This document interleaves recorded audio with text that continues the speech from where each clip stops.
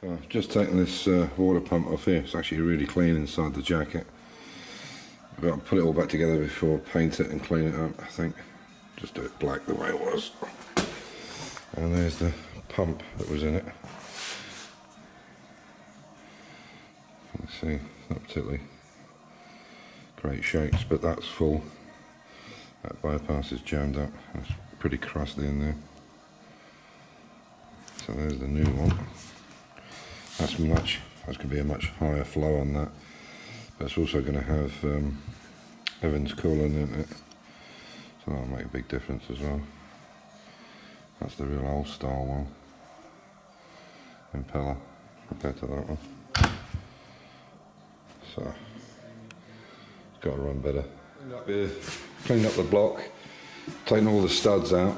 One of the things, again, these videos, it's very hard because you've got people that are experienced with engines, very experienced, and no experience, so it's very hard to get it right for everybody. So please don't send in any negative comments about, oh, I know that and I know that, whatever. I'm just trying to help. Okay, so what happened in this situation, when I took the head off, these three front studs here, these three front studs came out with the nuts on them. So the stud came out completely. So three of them came out when I took the head off. So what I've done is I've taken them all out anyway, so I could face the block up, cleaned everything up. Now these are blind holes, these, and if I show you the depth, it's around 22 millimeters. So if you see there, hang on, I'll just close that.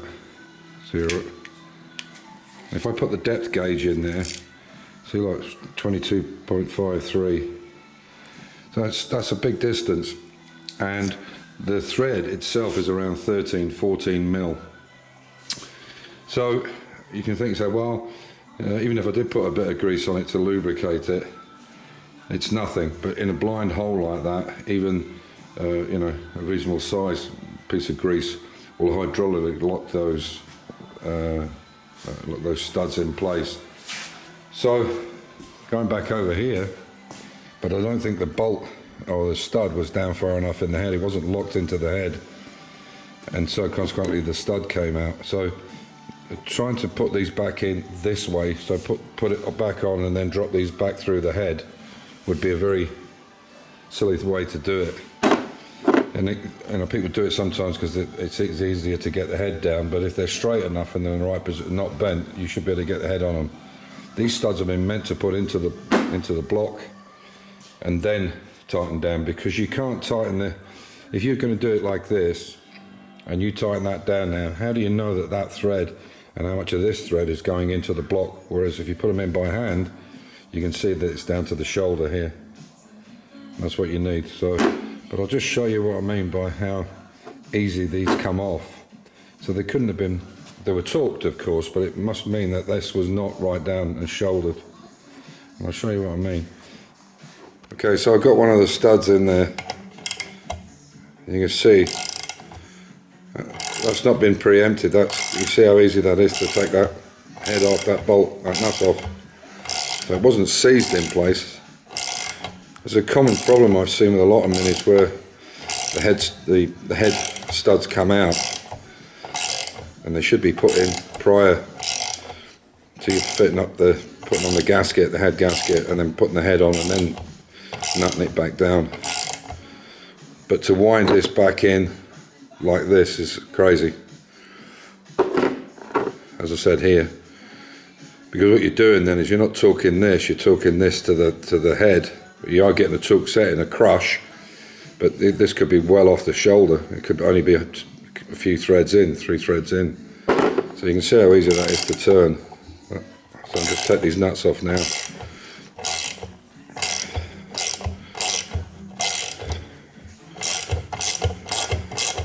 And that's just being held in a vice, not over tightened or nothing. I'll try this last one now and see how this is. See if this is any better or worse. Obviously I'm taking care to not catch the threads.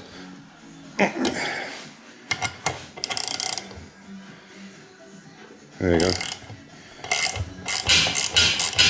a bit dry under the thread.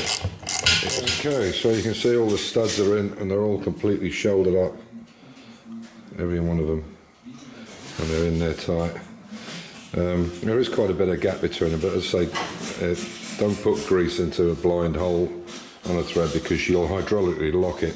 If you put liquid or grease or any material that can't compress, and what you'll do is you'll hydraulically lock the stud against the hole, and you won't get the bugger out and you won't get it in any further either. You'll lock it hydraulically. So I'm going to put the new gasket on it. This is a PK 450 and you can see the word there. If I put it under the light maybe, you see the word top. Looks right. There you go, top. So if I put that on, there we go. And it should just slide on. Almost fall into place, there you go. That shows the studs are pretty good, but there's always an awful lot of room between them as well. But just make sure all the galleys are open the way they should be. Even if you see the top on it, just double check it, because this is possible to put on the other way around. That's the head on that, dropped on straight away. There was virtually no wiggling. It just had to put it down on one end a little bit and then went straight down. If you're putting the head on and you start to see that it's very difficult to get on, it could be that one of the studs is got an angle on it or damaged.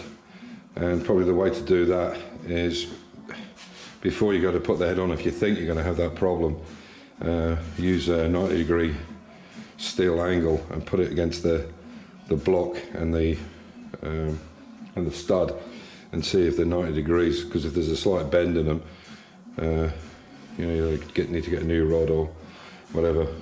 But that's all it is. If you have to wiggle it too much, there's something not right.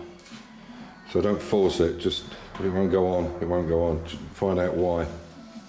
So, as you can see, maybe from the start, I used this piece of cardboard, and I've basically put clutch and front, so the front end and the clutch, whatever, front, rear, left to right. So I know that I can put these back in the place they came out of.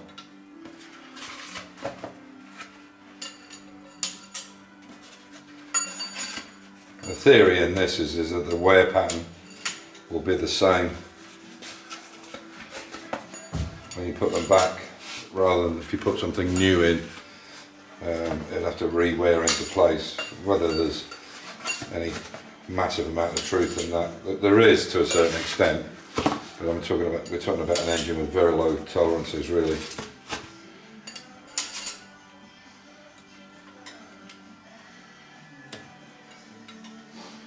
Now what I'll do now is I'll turn the engine over and make sure that they're all going up and down, and I can feel they're in the bucket and the cam follower.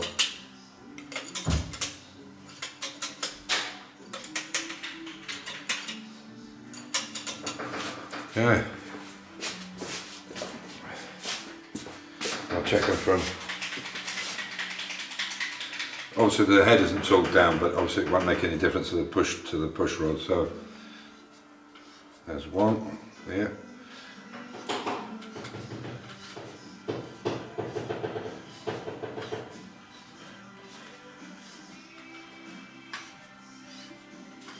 Two, three, four,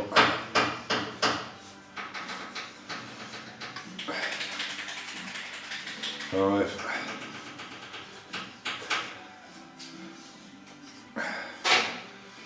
six should be coming up now. There's six, there's seven. Yeah. Now I've got to go through the 4 cycles. There's 7, and there's 8. Perfect. So I know they're all sat on the followers. So that's the push rods and the rocker shaft all back in place. What I can do now is just do the rocker shaft bolts, and then we'll torque everything down, and should be in good condition. So Rafka's been working on this gearbox, trying to get it cleaned up. That was absolutely black yesterday. It's come out quite surprisingly, and this clutch housing was black too, so I'm going to try and get that cleaned up. So what we'll do is the engine, the main part of the engine will be black like it was, the head, timing cover, front pulley, and the aluminium will stay aluminium. And obviously it's got a black rocker cover to it as well. But we'll put it back to the way it was. But tidied up quite a lot. So tomorrow to get it all torqued down and then reset up all the clearances.